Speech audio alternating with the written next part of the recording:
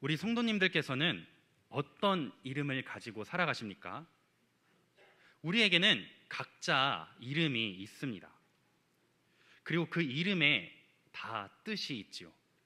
요즘은 순 한글로 이름을 짓는 것이 인기라고 합니다. 그렇게 이름을 짓는 것이 인기라고 할지라도 각각 그 이름에는 다 뜻이 있습니다. 공개적인 자리라 실명을 밝힐 수는 없지만 제가 아는 한 전도사님이 있습니다. 그 한 전도사님에게는 딸이 있는데 그 딸 이름이 지안입니다. 제가 그 지안이라는 이름이 너무 그 뜻이 궁금해서 한번 한 3달 전인가 물어봤습니다. 전도사님, 지안이 이름의 뜻이 뭐예요? 그랬더니 그 한땡진 전도사님이 이렇게 말했습니다. 알지, 평안할 안. 지안이를 가졌을 때, 지안이가 태어났을 때 본인에게는 너무나도 평안이 필요했다고 했습니다. 평안한 삶이 너무나도 필요해서 알지, 평안할 안, 지안이라고 이름을 지었다고 했습니다. 학교를 다니면서 또 사역을 하면서 평안을 너무나도 필요해서 그렇게 이름을 지었다고 이야기했었습니다. 그 말을 듣자 제가 뭐라고 했을까요? 너무 성경적이다 라고 말했습니다. 성경의 수많은 인물들이 자녀들의 이름을 지을 때 다 그렇게 짓지 않았습니까? 저는 시편 23편의 말씀을 참 좋아합니다. 여호와는 나의 목자시니 내게 부족함이 없으리로다. 내 평생의 선하심과 인자하심이 반드시 나를 따르리니 내가 여호와의 집에 영원히 살리로다. 이 말씀을 참 좋아하기에 아들을 낳으면 여호와는 나의 목자시다 라는 히브리어를 따서 로이, 신로이로 지어야 되겠다라고 마음을 먹었습니다. 저는 10월에 아빠가 됩니다. 아들일까요? 딸일까요? 아쉽지는 않습니다. 너무나도 감사하게도 딸입니다. 그래서 로이라고 이름을 짓지 못합니다. 대신 루아라고 이름을 짓습니다. 아내가 이사야서 말씀을 참 좋아합니다. 성경이 66권이듯이 이사야서는 66장으로 되어 있습니다. 물론 이사야서가 처음 쓰여졌을 때는 장절 구분이 없었겠지만 예수 그리스도에 대한 예언이 참 많이 담겨 있으며 어두운 시대를 밝히는 예언의 말씀이 많이 담겨 있기에 아내가 이사야서 말씀을 참 좋아합니다. 이사야서 말씀의 핵심 중에 핵심 61장 1절의 말씀, 주 여호와의 영이 내게 임하셨으니, 내게 내리셨으니. 주 여호와의 영, 히브리어로 루아흐, 성령을 의미합니다. 따라 아빠보다 더, 아니 아빠는 그렇지 못하지만 너는 성령의 사람으로 살아가거라, 이러한 마음과 소원을 담아 아내와 제가 딸 아이의 이름을 루아로 짓기로 하였습니다. 이렇게 저처럼 실명을 밝히지 않았습니다. 제가 아는 한땡진 전도사님처럼 아버지의 마음, 아빠의 마음을 담아 자식의 이름을 짓는 일이 성경에 참 많이 등장합니다. 창세기에서 방주를 만든 노아의 이름은 아버지 라멕이 지었습니다. 라멕이 이 땅에서 수고로이 노동하는 것이 너무나도 힘들었나 봅니다. 노아의 이름의 뜻은 안위, 위로라는 뜻입니다. 창세기 5장 29절의 말씀을 한번 볼까요? 이름을 노아라 하여 이르되 여호와께서 땅을 저주하심으로, 아담과 하와가 범죄한 그 이후에 땅을 저주하시잖아요. 저주하심으로 수고롭게 일하는 우리를 이 아들 노아가 아니하리라 하였더라. 그래서 노아의 이름을 아니, 노아라고 짓습니다. 이처럼 라멕은 자신의 힘든 그 삶 가운데서 하나님의 위로와 안위를 바라며 자신의 자녀 이름을 노아, 안위라고 짓습니다. 이러한 예시가 또 누가 있을까요? 오늘 말씀의 주인공 바로 야곱입니다. 야곱의 이름이 이와 같이 지어졌습니다. 야곱은 쌍둥이 형 에서와 함께 출생할 때 형 에서의 발 뒤꿈치를 잡았습니다. 형의 발 뒤꿈치를 잡고 함께 나온 것이죠. 그래서 그의 이름이 야곱, 발 뒤꿈치를 잡다, 빼앗다. 그래서 야곱이 되었습니다. 그리고 그 이름대로 속여서 빼앗는 인생이 되었습니다. 형의 장자의 명분을 속여 빼앗고 아버지를 속여서 장자의 축복을 형을 대신해서 받고, 삼촌 라반을 속여서 소유를 빼앗았습니다. 앞서 말씀드린 노아의 예시와는 사뭇 다릅니다. 그런데 한번 생각해 보길 원합니다. 이 자리에 기도 제목을 가지고 나온 우리의 인생이 과연 소망과 희망을 품고 지은 그런 이름과 같습니까? 아니면 야곱과 같이 치열하고 어두운 이름과 같습니까? 이 자리에 기도 제목을 가지고 나온 우리의 인생이 왜 야곱과 같이 치열하고 어두운 이름인지, 야곱의 씨름과 그 이름이 변화된 것을 살펴 알아보길 원합니다. 먼저 첫째로 야곱 그 이름대로의 인생을 한번 살펴보길 원합니다. 한번 함께 읽도록 하겠습니다. 시작. 야곱 이름대로의 인생. 앞서 간략히 야곱의 그 인생에 대해서 한번 말씀드렸습니다. 야곱은 형 에서의 발 뒤꿈치를 잡고 태어나 야곱이 되었습니다. 야곱의 이름의 뜻은 발 뒤꿈치를 잡다, 빼앗다 라는 뜻입니다. 어떻게 보면 형 에서를 편애하였던 아버지 이삭의 마음이 반영된 이름일 수 있겠습니다. 그런 그는 어쩌면 늘 아버지의 사랑이 갈급하였고 형에 대한 부러움이 있었는지도 모르겠습니다. 그러던 어느 날이었습니다. 사냥꾼이었던 형이 들에서 돌아와 시장하였을 때 야곱은 자신이 쓴 죽을 그냥 형에게 주지 아니하고 장자의 명분을 요구하였습니다. 형, 내가 쓴 이 팥죽 형에게 줄게. 내가 가지고 있는 이 떡 함께 형에게 줄게. 대신에 형이 가지고 있는 그 장자의 명분 나에게 줘 라고 요구했던 것이죠. 창세기 기자 모세는 에서가 떡과 팥죽에 장자의 명분을 가벼이 여기고 야곱에게 팔았다고 기록합니다. 이제 시간이 오래 지나서 아버지 이삭이 눈이 어둡게 되었습니다. 자신이 이제 조상에게 돌아갈 날이 다가옴을 알고 에서를 불러 이제 축복해 주려고 합니다. 아버지로서 자식에게, 자신의 아버지 아브라함이 자신에게 했던 것처럼 이제는 자신이 에서에게 그렇게 하려고 했던 것이죠. 에서를 불러서 축복하려고 합니다. 이 사실을 누가 듣습니까? 바로 야곱을 둘째 아들 야곱을 편애했던 아내 리브가가 듣게 되는 것이죠. 이 사실을 야곱에게 리브가는 전하게 됩니다. 야곱은 그래서 이제 형이 받을 축복을 대신 받게 되지요. 형이 아버지를 위하여 별미를 만들어 바치기 위해 사냥을 하러 나간 그 틈을 타 집에서 기르는 염소 2마리를 잡아다가 별미를 만들고 그 염소 털로 형처럼 털이 많은 사람으로 위장해서 아버지께 들어가 축복을 받았습니다.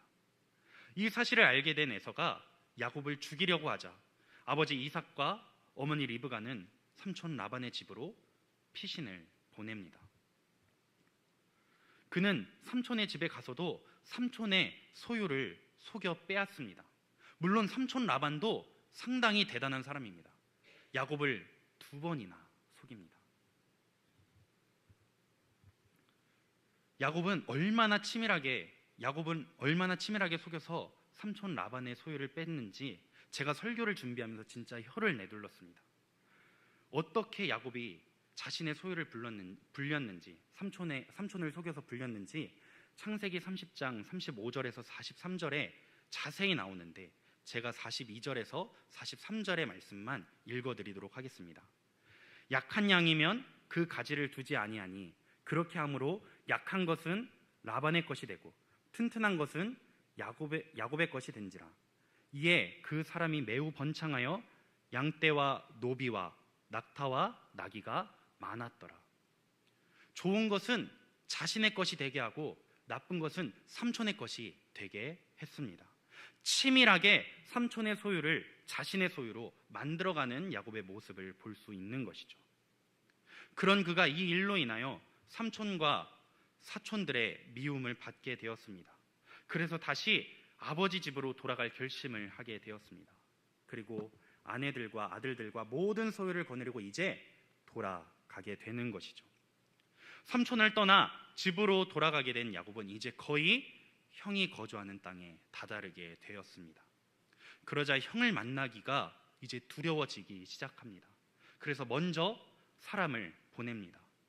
그 사람이 돌아와 이렇게 야곱에게 보고합니다. 형 에서가 군사 400명을 거느리고 지금 당신을 만나기 위하여 오고 있습니다. 이 이야기를 듣고 야곱은 자신의 부인들과 아들 11명과 모든 소유를 두 떼로 나눕니다. 그리고 이렇게 말합니다. 창세기 32장 7절에서 8절의 말씀. 야곱이 심히 두렵고 답답하여 자기와 함께한 동행자와 양과 소와 낙타를 두 떼로 나누고 이르되 에서가 와서 한 떼를 치면 남은 한 떼는 피하리라 하고. 여기까지가 오늘 봉독한 본문 전까지의 말씀입니다. 지금까지의 말씀을 통해 우리가 얻을 수 있는 그 교훈은 무엇일까요? 이 자리에 기도 제목을 가지고 나온 우리 인생이 야곱과 같이 치열하고 어두운 이름이라고 말씀드렸는데 왜 그럴까요?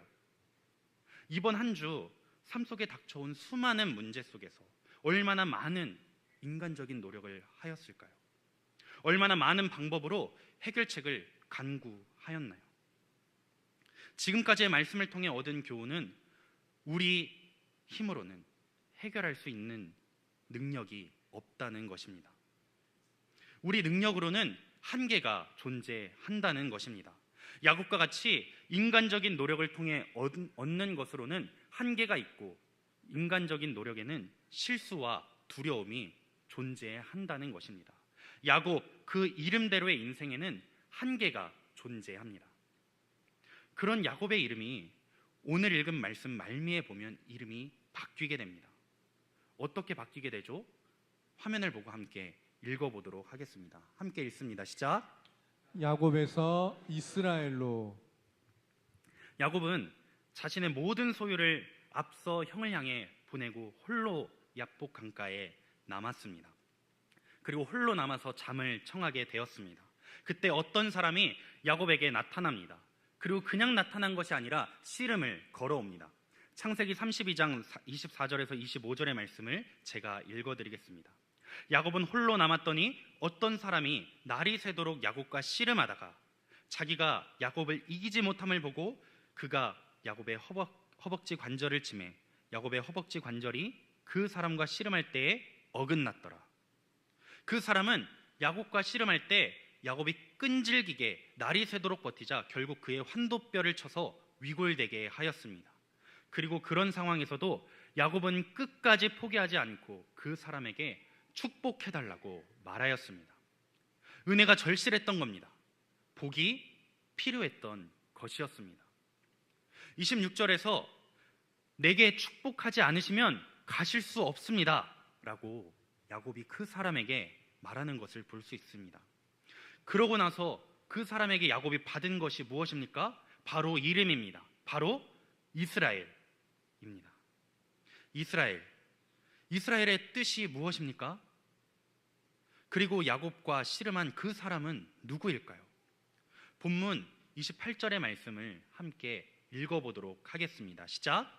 그가 이르되 내 이름을 다시는 야곱이라 부를 것이 아니요 이스라엘이라 부를 것이니 이는 내가 하나님과 및 사람들과 겨루어 이겼음이니라. 아멘.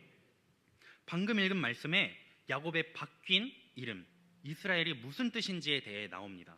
이스라엘, 이는 하나님과 및 사람들과 겨루어 이겼습니다. 즉 이스라엘의 의미는 하나님과 겨루어 이긴 자라는 뜻입니다.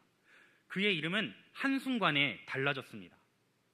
속여 빼앗다라는 이름에서 하나님과 겨루어 이긴 자라는 뜻의 이름으로 바뀌게 되었습니다. 치열하고 어두운 이름 야곱에서 하나님과 겨루어 이긴 자 이스라엘로 바뀌게 된 것입니다. 이로써 이스라엘이라는 뜻은 분명히 알게 되었습니다. 그러나 야곱과 씨름했던 그 사람이 누군지에 대해서는 점점 더 미궁 속으로 빠져듭니다. 그 사람은 누구일까요? 야곱은 그를 향해 29절에서 이름을 알려달라고 말합니다. 그러나 그는 어찌하여 이름을 내게 묻느냐고 야곱에게 대답하죠. 그리고 그냥 야곱에게 축복하고 떠납니다. 우리는 야곱의 그 뒷말을 통해 야곱이 씨름했던 그가 누구인지 유추해 볼 수 있습니다. 30절의 말씀. 그러므로 야곱이 그곳 이름을 브니엘이라 하였으니 그가 이르되 내가 하나님과 대면하여 보았으나 내 생명이 보존되었다 함이었더라. 아멘. 야곱은 그와 씨름하고 그곳 이름을 브니엘이라고 하였습니다. 브니엘은 히브리어입니다. 뜻을 직역하면 하나님의 얼굴이라는 뜻입니다. 그렇습니다. 야곱이 씨름했던 그는 하나님이셨습니다. 그러나 성부 하나님께서는 인간의 몸을 입고 이 땅에 오시어 야곱과 씨름하실 수 있는 분이 아니셨습니다. 하나님과 사람 사이에 영원한 중보자의 사명을 감당하시는 오직 한 분, 바로 예수 그리스도. 구약에서도 그 그리스도의 사역이 나타나는데 그 본문이 바로 오늘 본문입니다. 오늘 이 야곱과 씨름했던 그 사람에 대해, 그에 대해 존 칼빈은 기독교 강요 1권 13장 10절에서 이렇게 말합니다. 비록 그는 아직 육체로 옷 입지는 않으셨으나 성도들에게 더욱 친밀하게 다가가기 위하여 마치 중보자와 같이 내려오셨다. 그리하여 그에게는 천사라는 이름이 주어지게 되었다. 여기서 그는 성자 하나님을 말씀하는 것입니다. 여기서 천사는 구약에 나타난 하나님의 사자, 여호와의 사자, 모든 것을 다 포괄해서 이야기하는 것입니다. 그러므로 야곱이 씨름했던 그는 하나님이셨습니다. 하나님의 사자로, 여호와의 사자로, 하나님의 사자로서 하나님으로서 현현하셨던 성자 하나님이셨습니다. 따라서 야곱과 씨름한 자는 비유적으로 하나님을 표현한 것이 아닌 하나님이셨습니다. 야곱은 하나님과 대면, 즉 얼굴을 맞대어 씨름했던 것입니다. 그렇다면 야곱은 왜 하나님과 씨름하였을까요? 야곱이 하나님께 씨름을 걸어 이스라엘이라는 이름을 얻었을까요? 24절의 말씀, 야곱은 홀로 남았더니 어떤 사람이 날이 새도록 야곱과 씨름하다가 라고 되어 있습니다.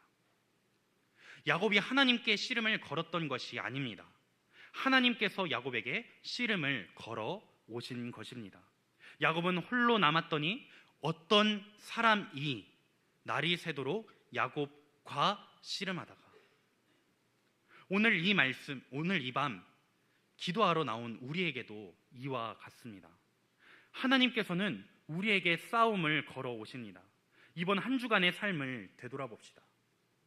재정의 압박, 가정적 어려움의 압박, 사업적 어려움, 이직의 문제, 직장의 문제, 대학 진학의 문제, 대학 생활의 어려움, 그 밖에 말로 다 형용할 수 없는 어려움으로 시달렸던 한 주간의 삶이 있었습니다.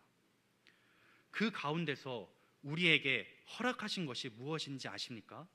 바로 하나님 당신과 씨름하는 것을 허락하셨다는 것입니다. 그리고 그 씨름에서 이기게 하심으로 브니엘, 당신의 얼굴을 친히 우리에게 보이시고 우리에게 복을 내리신다는 것입니다.